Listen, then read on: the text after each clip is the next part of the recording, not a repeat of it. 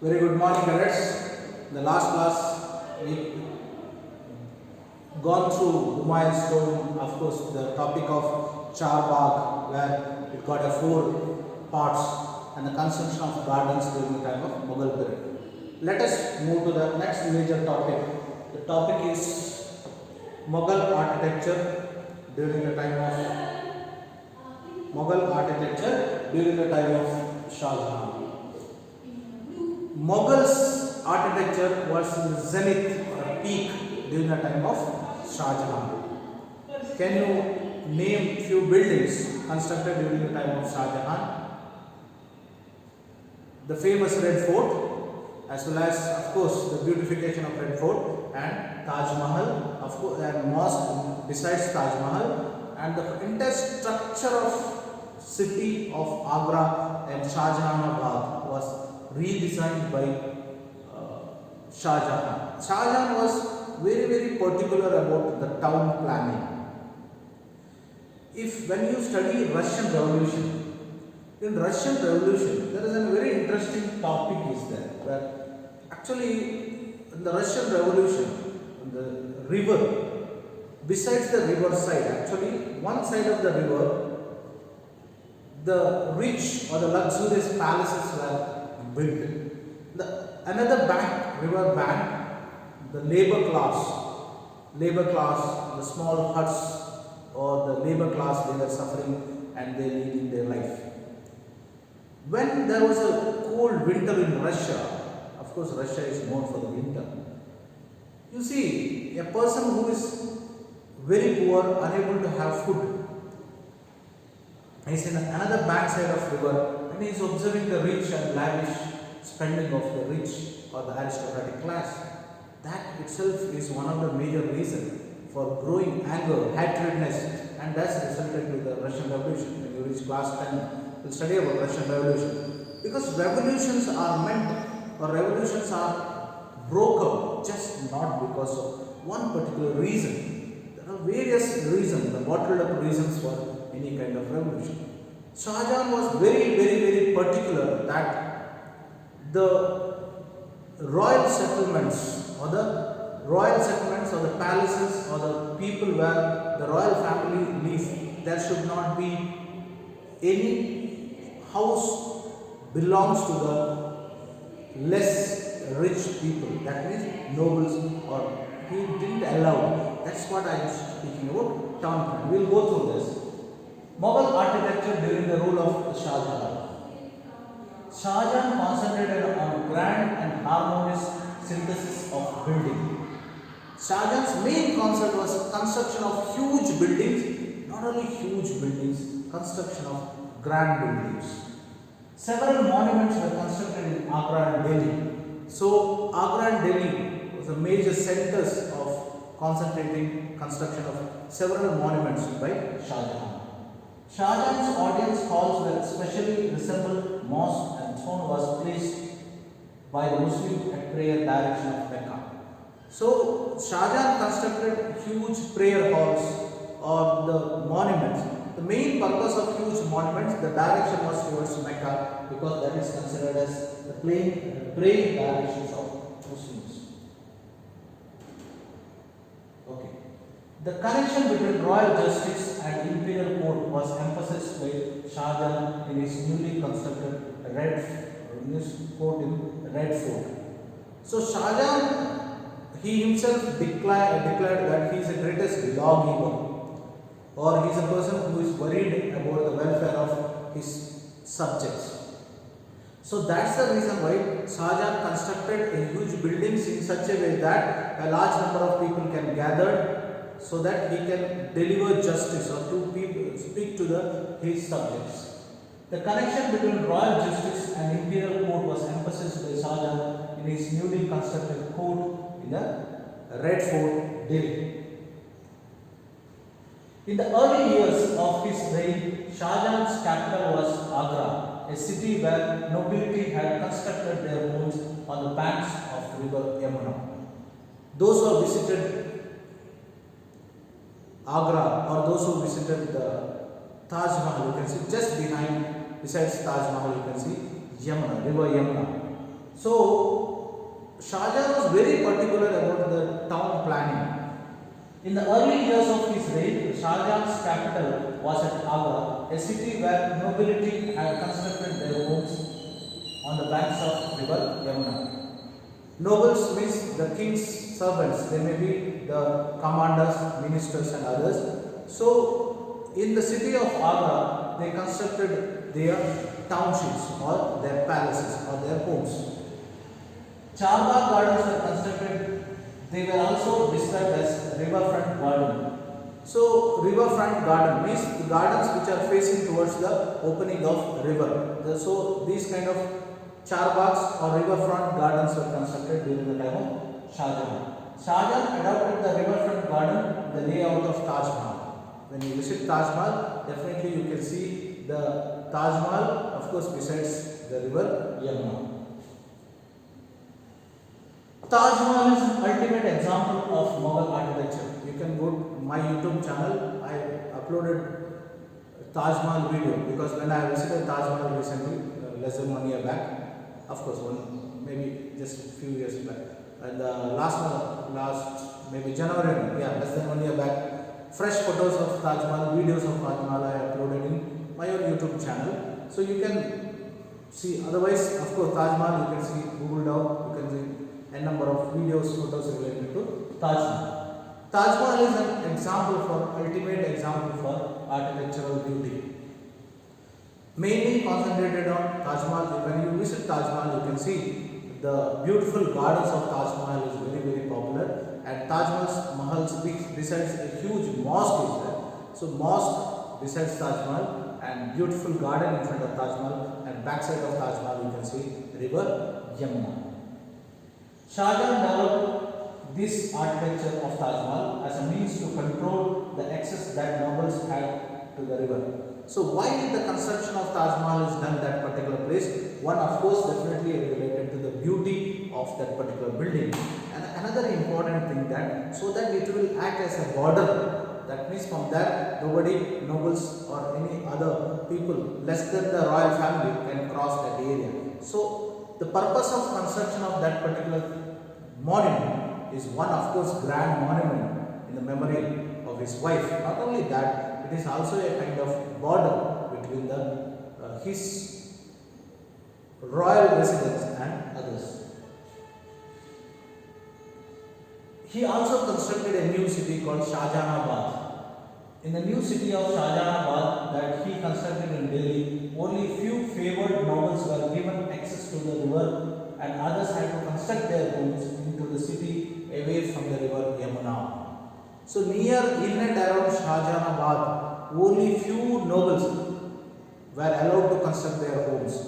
All others were not allowed to construct the homes near this particular area. So near this particular area, that's why you can see if you visit Taj Mahal and nearby area, now of course there is a large occupation, but those days only the royal family or the royal palaces or the royal residence of nobles were found. Less than royal residence, nobody was allowed to construct houses in and around the river Yamuna. So that is the major concentration of Shah Jahan. Okay, this is the layout of Taj Mahal. Taj Mahal at Agra, completed in 1643. You can see backside of Taj Mahal only river Yamuna. This is the pedestal, the seat of Taj Mahal. This is entry gate. Of course, you can see lot of beautiful gardens layout. Even today, they are maintained in a very fantastic manner. And you can see this building. This building is nothing but mosque. This building is nothing but mosque, which is related to Taj Mahal. Means besides Taj Mahal, there is a huge mosque, and backside of Taj Mahal, the river Yamuna, and that side you can see the city was growing in those days. So you can see water channels here. Everywhere you can see water channels. Purpose of water channels not only for the water conservation, beauty, at the same time it is the way of lifeline, means providing water for the garden. So this particular beautiful monument is an ultimate example of Mughal architecture in India. Taj Mahal is considered as the greatest contribution of Mughal architecture because this is the one particular building where every foreign traveler visits and enjoys the beauty of Taj Mahal, constructed in 1643. All these images are taken from your book because of the copyright issue. Of course, when you Google it up, you will get a lot of photos and videos related to Taj Mahal. I told you, my own YouTube channel, there are photos and videos related to Taj Mahal. This is the layout of those days cities. I read this. A reconstruction from a map of riverfront garden of city of Agra. Note how the garden palaces of nobles were placed on both banks of the Yamuna, Taj Mahal on the left, and compare the layout of Agra with Shahjahanabad in Delhi in figure 15. I will show you that figure 15 later. Now you see, this is the place where Taj Mahal is placed. Of course, river Yamuna, and in the place, this is one bank of river Yamuna. This is another bank of river Yamuna. The bank of river Yamuna, where Taj Mahal is placed, you can see only few nobles were allowed to construct their houses, and others were allowed to construct it in other side of other bank of river Yamuna. So this is what the city layout of Shah Jahan, because he was very particular about the layout of the city, because he wanted the layout of the city in such a way that his famous monument should not be overcrowded or it should not get polluted. So these are all his way of thinking about the monuments. 1850 map of Shahjahanabad, where the Emperor Shah Jahan's residence. The city appears to be very crowded, but did you notice many large gardens as well? Can you find Main Street and the Jami Masjid? It's a map. Okay, so this is the map. Okay, so this is the map of city those days, a crowded city where you have to locate. You see, this is Taj Mahal. Okay, this is Taj Mahal. Located Taj Mahal, Jami Masjid. So you have to locate other important places. So this entire place, okay, it is all overcrowded. The entire city is overcrowded. This is a city layout map of that is 1850. Okay, 1850s city layout map. This, of course, layout is given in your textbook. Give important. Do some brainstorming and try to get the Jami Masjid, Palace of Shah Jahan, Taj Mahal, all these. Do some activities related to this particular map, which is provided in the figure number 50 textbook. Now let us move to the next, the concluding topic of this chapter. There is a region and empire. Whenever in the past, the styles of constructions are easily copied by other empires. That's very common. Take for example, before you construct a house, you generally visit near in and around, or today of course we have Google, we have internet, so that we can browse and style the style of construction. Those days, what the kings used to do, they used to follow the style of construction from their contemporary kings.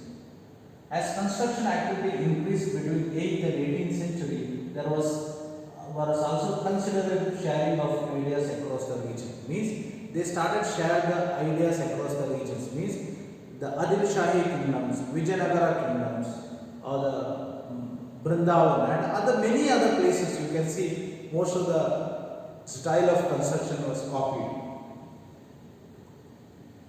Vijayanagara Empire, Sultans of Bijapur, that is Adil Shahis, and the Golconda were few examples for following different architectures. If you visit Gold Gumbaz, definitely you can see the Gold Gumbaz structure, the structure of many tombs which is there during the time of Mughal, it's almost same. In Vrindavan near Mathura, temples were constructed in architecture style that were very similar to the Mughal palace of Fatehpur Sikri. So Vrindavan, of course, the famous temple of Vrindavan, if you visit, the temple looks like it's the palace of Fatehpur Sikri. I personally visited that. This is a picture of that. You see interior of the temple of Govind Deva in Vrindavan in 1590. The temple was constructed out of red sandstone. Notice two intercepting arches. You see the intercepting arches made in a high ceiling roof. The style of architecture from northeast Iran and was used at Fatehpur Sikri. The same style of structure which you can see in Fatehpur Sikri, the same style of constructed used in Vrindavan construction of temple. That is what we say they interchanged. The Mughals liked the Bangla dome so much as they used their architecture. Akbar's capital at Fatehpur Sikri, many buildings show the influence of architecture style of Gujarat and Malwa. In Bengal, the Palas used to construct a new style, the style of construction called Bangla dome. This kind of Bangla dome structures, which are constructed very common in Bengal those days, followed by Akbar. I'll show you what is Bangla dome. This is what a Bangla dome. Okay, this is what Bangla dome. A double roofed thatched hut. It's a hut. It's a hut and four roofed temple with the tower. This is four roofed temple at the tower. This is a thatched hut with the grass. But you can see this is a dome style of structure. That's why it is called as Bangla dome. So this Bangla dome is a kind of structure. It's a hut structure, but it is in a dome shape. That is another example. So figure number 11, figure number 12. This is of course chapter number 7 is there. Okay. So this style of constructions were used by Mughals. This is the decorated pillars holding extension of roof of Jodhabai Palace in Fatehpur Sikri. So this kind of same structures you can see in Gujarat regions. The last, churches that touch the skies. From the 12th century onwards, attempts began in France to build churches that were taller and lighter than earlier buildings. This architectural style, known Gothic, was distinguished by highly pointed arches and used the stained glass, often painted with the scenes drawn in the Bible and flying buttresses. Tall spires and bell towers which were visible from the distance were added to the church. If you visit Goa, you can see huge styles of church construction. The church mainly followed the architecture of towers and having huge bells. So with this, I completed the chapter. There's a question for you. You are an artisan standing in a tiny wooden platform held together by bamboo and rope 50 meters above the ground. You have to place an inscription under the first balcony of Qutub Minar. How would you do this? So imagine you are in a bamboo platform 50 feet above the 50 feet meter above the ground, and you have to place an inscription in the Qutub Minar. Imagine and how you do. So with this I completed the chapter. In the next video classes I will go through the question and answers. So chapter number 5, what we studied about the rulers, buildings, we studied public buildings, private buildings, and we studied the Char Bagh, the Mughal style of construction. We studied about why the temples were destroyed, and we also studied about the architectural beauty during time of Shah Jahan. And we also studied region and empire, means the kingdoms of Vijayanagara or Golconda, Adil Shahis of Bijapur, and many more. They copied or they followed the architectural beauty of different dynasties of their contemporary rulers. So cadets, I repeat once again, write down all these points which are displayed in the PowerPoint. The next classes I will complete question and answers so that the entire chapter will be over. Take care. Wish you very wonderful day. Bye.